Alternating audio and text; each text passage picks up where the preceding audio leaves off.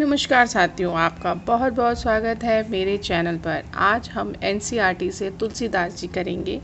इनके विषय पर बहुत ही अच्छी चर्चा करेंगे और कुछ इम्पॉर्टेंट प्रश्नों को भी हम देखेंगे जो कि एग्ज़ाम के पॉइंट ऑफ व्यू से बहुत ही इम्पॉर्टेंट है। आप विदाउट स्किप किए देखिएगा।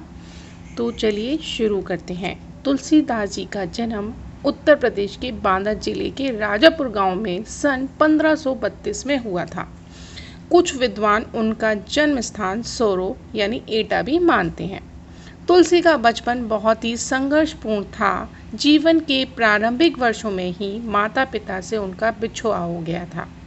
बिछुआ मीन्स कि दूर हो जाना या बिछड़ जाना। कहा जाता है कि गुरु कृपा से ही उन्होंने राम भक्ति का मार्ग मिला। वे मानव मूल्यों के उपासक कवि थे। राम भक्ति परंपरा के तुलसी अतुलनीय हैं।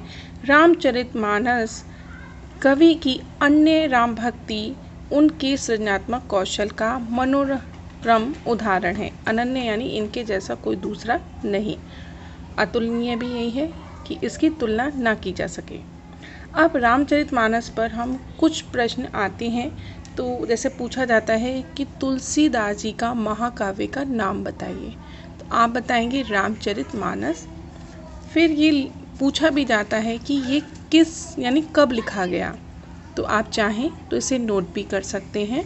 1574 में रामचरितमानस लिखा गया। अब आपसे पूछा जाएगा कि इसमें कितना समय लगा, तो हमें मालूम होना चाहिए कि इसमें 2 वर्ष 7 माह का समय लगा।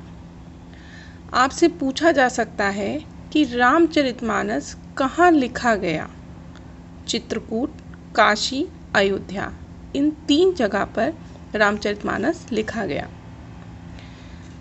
ये थे इसके बहुत ही इम्पोर्टेंट प्रश्न और मैं आगे आपको और भी बताऊंगी जो आपको काफ़ी बेनिफिशियल रहेंगे।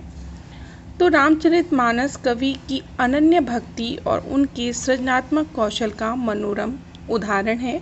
उनके राम मानवीय मर्यादाओं और आदर्शों के प्रतीक हैं, जिनके माध्यम से तुलसी ने नीति, स्नेह, शील, विनय, त्याग जैसे उदात्त आदर्शों को प्रतिष्ठित किया। रामचरितमानस उत्तरी भारत की जनता के बीच बहुत लोकप्रिय है। मानस के अलावा यानी रामचरितमानस के अलावा उनकी जो कृतियाँ हैं वो कवितावली, गीतावली, दोहावली, कृष्णावली, विनय पत्रिका आदि उनकी प्रमुख रचनाएं हैं। अवधी और ब्रज दोनों भाषाओं पर उनका समान अधिकार था। सन 1623 में काशी में उनका देहावसानी हुआ यानी देहांत हो गया था। अब ये जो इम्पॉर्टेंट चीज़ें आ रही हैं आप इन्हें नोट कर लें, चाहे आप इसे लर्न कर लें। तुलसी ने रामचरितमानस की रचना अवधी में और विनय पत्रिका तथा कवितावली की रचना ब्रज भाषा में की थी, क्योंकि पहले ही बता चुके हैं कि अवधी और ब्रज भाषा में उनकी स्पेशल कमांड थी, यानी उनकी कमांड थी किसमें, अवधी और ब्रज भाषा में। उस समय प्रचलित सभी काव्य रूपों को तुलसी की रचनाओं में देखा जा सकता है। रामचरितमानस का मुख्य छंद चौपाई है तथा बीच बीच में दोहे, सोठे, हरिगीतिका तथा अन्य छंद पिरोए गए हैं। विनय पत्रिका की रचना गेय पदों में हुई है, यानी जो विनय पत्रिका के दोहे हैं इन्हें गाकर भी सुनाया जा सकता है या इन्हें गाया जा सकता है।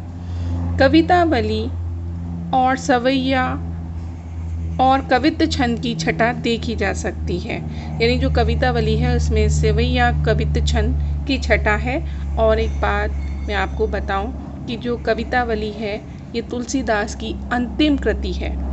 अगर आपसे पूछा जाए कि तुलसीदास जी की अंतिम कृति कौन सी है, उसका नाम बताइए, तो आप बताएंगे कवितावली। उनकी रचनाओं में प्रबंध और मुक्तक दोनों प्रकार के काव्यों का उत्कृष्ट रूप है।